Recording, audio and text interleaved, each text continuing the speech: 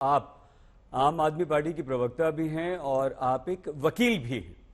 ये बात समझ में नहीं आ रही प्रियंका जी कि क्या ईडी की हिरासत से, गिरफ्त से अरविंद केजरीवाल कोई चिट्ठी लिख सकते हैं, उस पर हस्ताक्षर कर सकते हैं, कोई आदेश पारित कर सकते हैं? और ये प्रश्न हम आपसे इसलिए पूछ रहे हैं प्रियंका जी कि अब आप पर यह आरोप लग गया है कि आम आदमी पार्टी, अरविंद केजरीवाल तो फर्जीवाड़ा कर रहे हैं।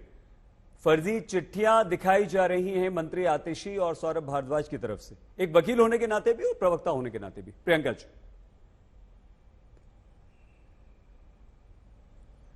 तो मैं आपको सभी को नमस्ते। तो मैं आपको बहुत रिस्पॉन्सिबली ये बता रही हूँ कि हम कुछ भी कानून के दायरे से बाहर नहीं कर रहे, और भाजपा को अगर लगता है कि गलत है तो हम पे 1001वां केस और कर दे।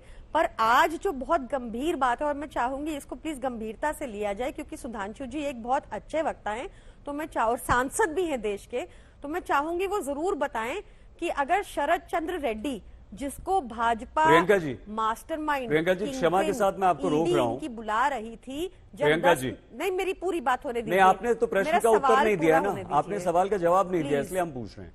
हमने आपसे कहा कि हम आपसे वकील होने के नाते भी समझना चाहते हैं, हम समझना चाह रहे हैं। नहीं, आपने उत्तर नहीं दिया। आपने ये बताया नहीं कि क्या अरविंद केजरीवाल ईडी की हिरासत से कोई चिट्ठी लिख सकते हैं, उस पर हस्ताक्षर कर सकते हैं। ये समझने के लिए भी है। चर्चा तो 1 घंटा है प्रियंका जी, हम करेंगे। हम आपको रोकना बिल्कुल नहीं चाहते थे, उसके लिए माफी मांग रहे हैं, लेकिन आप ये तो बता दीजिए कम से कम।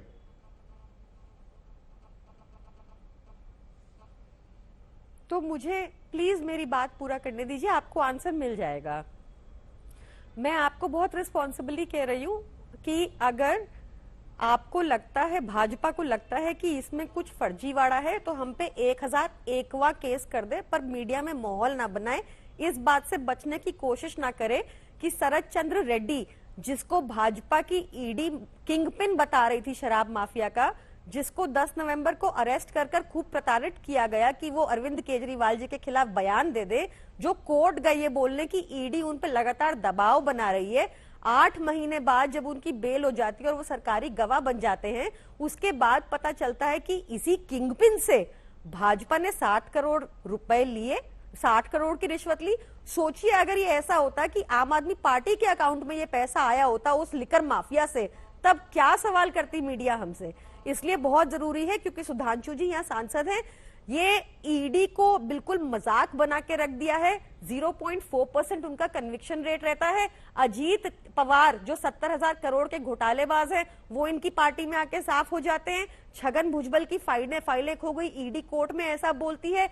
भावना गावली को 5 समन के बाद ईडी के समन आने बंद हो जाते हैं जब वो भाजपा में शामिल हो जाती हैं। और हमारे नेता जिनके यहाँ से एक चवन्नी की रिकवरी नहीं हुई, 2 साल से ऊपर हो गया, इनकी ईडी हमें हाउंड करते जा रही है। तो इनसे पूछिए, अब तो मनी ट्रेल दिख रहा है, आपके अकाउंट में 60 करोड़ गए, कैसे गए? आपने साउथ की लिकर लॉबी से, किंगपिन से पैसा क्यों लिया? सुन पा रही हैं प्रियंका जी आप मुझे?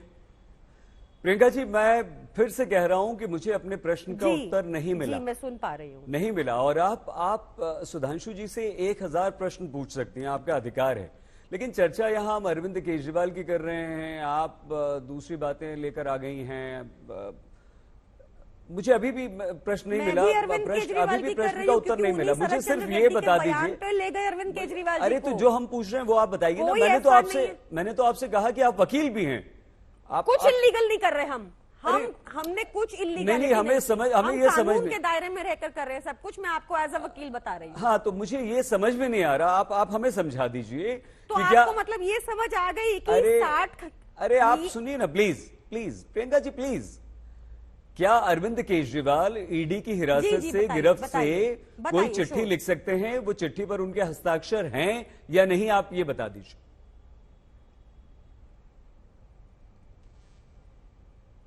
सब कुछ लीगल है। आपको अगर ये समझ आ रहा है कि शरद चंद्र रेड्डी से 60 करोड़ भाजपा ले सकती है, उसके बाद उनकी बेल हो सकती है, वो सरकारी गवाह बन सकते हैं, तो आपको इतनी सिंपल सी चीज क्यों नहीं समझ आ रही? मुझे तो ये समझ अभी भी नहीं आ रहा है। अभी भी आपने इस बात का उत्तर नहीं दिया। रेड्डी ने हिरासत के अंदर रहते हुए आपने अभी भी मुझे ये नहीं बताया। मैं नहीं समझ रहा हूं। मैं तो आप भी वकील हैं, इसलिए आपसे पूछ रहे हैं। फिर कह रही हूं कि हम सब कुछ कानून के दायरे में रहकर कर रहे हैं। क्या मैं अरविंद आपको बता केजरीवाल रही हूं, ने चिट्ठी हमने लिखी कोई है? इलीगैलिटी कमिट नहीं की। क्या अगर अरविंद आपको लगता है केजरीवाल के ये गलत हस्ताक्षर है, वाला कोई आदेश आपकी मंत्री आतिशी, उन्होंने मंत्री निर्देश सौरभ दिए, भारद्वाज वो के पास आया निर्देश है?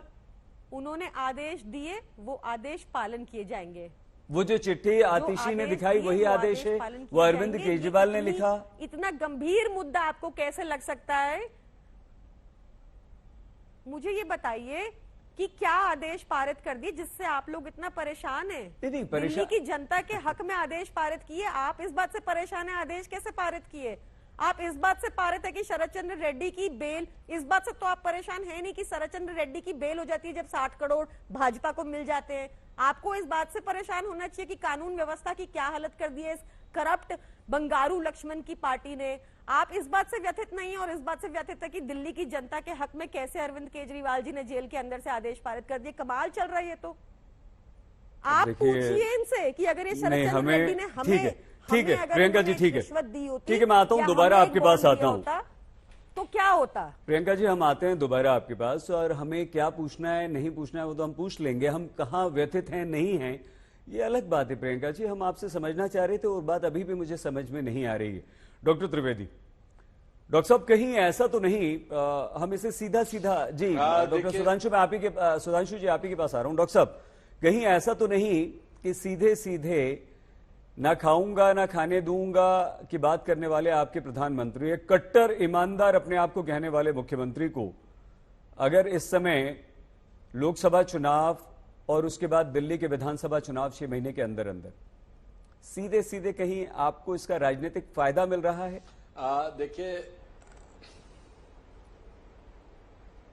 देखिए सईद साहब, अभी जो कुछ आप आम आदमी पार्टी की प्रवक्ता महोदया से पूछ रहे थे आप, उसमें जो उनका उत्तर आ रहा था, देखिए प्रियंका जी आम आदमी पार्टी के अन्य प्रवक्ताओं के मुकाबले अपेक्षाकृत संयम से जवाब देती हैं, मगर आज क्या करें इसमें मुझे जानते क्या याद आया। हम लोगों के बचपन की 80 के दशक की एक फिल्म थी अमिताभ बच्चन की, सत्ते में सत्ता, जिसमें बहुत शराब पीते हैं और उससे फिर कोई भी सवाल पूछा जाता था तो आपको याद, वो कहता था ना, मेरा जो छोटा भाई है ना वो मंगल, वो बहुत स्ट्रांग है, एक फैट मारता है दीवार में होल हो जाता है। जानते हो क्यों? दारू नहीं पीता, क्योंकि दारू पीने से लिवर खराब हो जाता। फिर कोई दूसरा सवाल पूछा जाता था तो वही बोलता था। कुछ समय बाद अमजद खान कहने लगता, मेरे भाई मुझे पता है तेरा भाई बहुत स्ट्रांग है, बहुत स्ट्रांग है, वो इसलिए कि दारू नहीं पीता, दारू पीने से लिवर खराब हो जाता। मुझे लगता है इनकी भी स्थिति यही हो गई है, दारू को, दिल्ली को दारू के दरिया में डुबोकर ऐसा इनके दिमाग पे चढ़ गई है कि दिल जिगर गुर्दा दिमाग सब कुछ खराब हो गया है। पूछिए कुछ, बोलने लगते हैं कुछ। मगर जो उन्होंने पूछा, मैं उसके बावजूद उनके प्रश्न का उत्तर देते हुए फिर अपने विषय पे आता हूं। इनको लगता है कि यदि किसी व्यक्ति के सरकारी गवाह बनने के ऊपर जो मामला इनकी नजर में लीगल नहीं है, उसके बावजूद न्यायालय उस विषय के ऊपर इनके पक्ष में क्यों नहीं निर्णय दे रहा है? वही न्यायालय जो बकौल विपक्ष के इलेक्टोरल बॉन्ड्स के मामले पे सरकार को की खबर ले रहा है, बकौल विपक्ष के, ये वही न्यायालय जो चंडीगढ़ के मामले पे आम आदमी पार्टी के पक्ष में निर्णय आता है और कहते हैं लोकतंत्र की जीत हो गई। ये वही न्यायालय जो कि राहुल गांधी जी की सदस्यता बहाल कर देता है, वही न्यायालय बकौल इनके जिस मामले में कोई लीगल आधार नहीं है वो इनको जरा सी भी राहत नहीं दे रहा है। और उसके बाद ये सवाल हमसे पूछ रहे हैं। ये दर्शाता है कि वास्तविकता क्या है। और वास्तविकता जानते क्या है? ये आज जो ये कह रहे हैं ना कि ये कागज है, अभी आतिशी जी बोल रही थी इनके पास, मुझे याद आता सईद जी, ये वैसे ही कागज हो सकते हैं जैसे जब 10 साल पहले राजनीति में आए थे, 11 साल पहले, तो कहते थे मेरे पास बक्सा भर के कागज है शीला दीक्षित जी के खिलाफ, और बेईमान लिख के इनके चारों तरफ से दिखाते थे, कांग्रेस पार्टी के बारे में क्या क्या नहीं बोलते थे। और जैसे ही सत्ता में आए और जब हर्षवर्धन जी ने पूछा था, जो हमारे नेता प्रतिपक्ष थे, तो कहते कागज कहां, कागज आप दिखाइए। ये जैसे फर्जी कागज उस समय दिखाते थे या कागज रहे होंगे उसे दबाते थे, वैसा ही कागज आज दिखाई पड़ रहा है। और मुझे लग रहा है आतिशी जी ने अभी बोला कि उनकी आंखों में आंसू आ गए। मुझे लगता है आंखों में आंसू तो दिल्ली की जनता के आ गए होंगे कि ये वही पार्टी है, ये वही शख्स है जो कहते थे, जिन लोगों को बेईमान बेईमान बेईमान कह के कांग्रेस के खिलाफ ऐसे ही झंडा हिलाते हुए रामलीला मैदान के ऊपर आंदोलन कर रहे थे, आज उन्हीं तथाकथित बेईमानों के सरमाएदार में जाके बैठकर जो कहते थे आरोप लगने पे इस्तीफा देना चाहिए, वो आज जाके जेल से कह रहे हैं कि ठीक है साइन सर। करवा के भेजा, जबकि टेक्निकल ठीक है, पोजीशन ये है कि डॉक्टर अगर कोई भी त्रिवेदी। फाइल या कागजात जेल में आएगा तो उसकी एंट्री होगी, और टेक्निकल पोजीशन ये है कि उसकी आउटगोइंग की भी एंट्री होगी। ठीक तो है बस सर। एक पंक्ति कह दूं सईद जी, आज जो कुछ बोला आतिशी जी ने, उस पर तो मुझे एक पंक्ति याद आती है आम आदमी पार्टी के इस बदले चरित्र पे, कि मानो दिल्ली की जनता कह रही हो कि बड़े मासूम लगते थे मेरे सनम, क्या से क्या हो गए देखते देखते, जिन्हें पत्थर से हमने बनाया सनम वो खुदा हो गए देखते देखते। इनका जो चरित्र में बदलाव ठीक आया है। और ये खुद को खुदा समझने डॉक्टर साहब। लगे, वो चरित्र देख के निश्चित रूप से दिल्ली की जनता को पछतावा हो रहा हो।